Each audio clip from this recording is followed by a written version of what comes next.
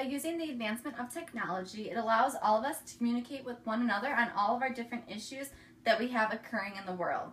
Communication is definitely the key to success. It has been said that technology improves education, communication, and helps connect individuals to help care for one another. So one program I want to talk about is called UnitAid, and according to the information I found on www.unitaid.eu, this program focuses on finding new and improved ways to help prevent HIV and AIDS, and it's also the cheaper way to go as well.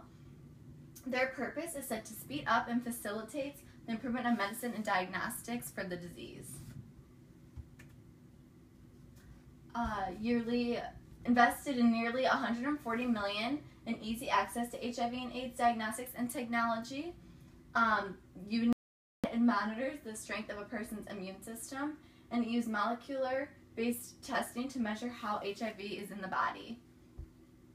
And it also manages a person's response to HIV or AIDS treatment without having to travel to far distances to get the need that they should get to help treat their HIV or AIDS. And this helps with the convenience of the patients, because there are some cases where people need to go far away for a special doctor or a special facility to help treat them properly, and this helps prevent that. So I'm going to talk about a couple different countries that the book states and how they deal with AIDS. The first I'm going to talk about is Zimbabwe in Africa. 200 people are dying in Zimbabwe every day with AIDS. Their life insurance premiums have increased about 4 times as much as they used to cost. And an average about 2 years of Zimbabwe residents, they will only have paid for 1 month's worth of treatment. So it takes them that much, and that's how little money they have there, that, like I said, in 2 years it'll only have paid for 1 month of treatment. Another area I want to talk about is the Central African Republic, and it's common for children to lose their parents at a very young age with HIV and AIDS. In the book, there's a story that talks about a little girl. She's about 5 or 6, and she's living in a house of about 10 people, and it's common in this area for people to live up to a dozen people in just one little area.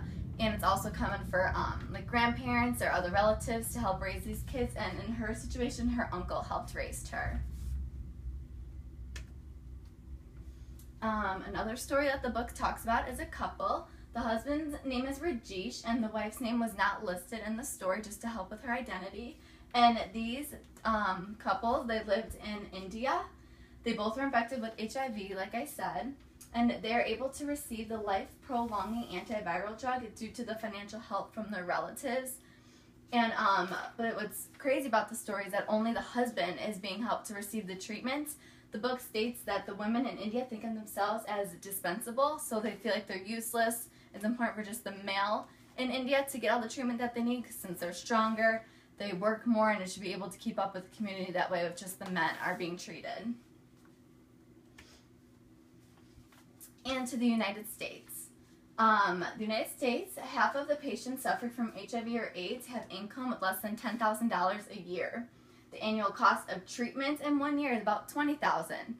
And not just with, to live, you have to still eat, have clothing, shelter. So just by even doing that, you still don't even have nearly as much that you would need to just treat yourself for your own health.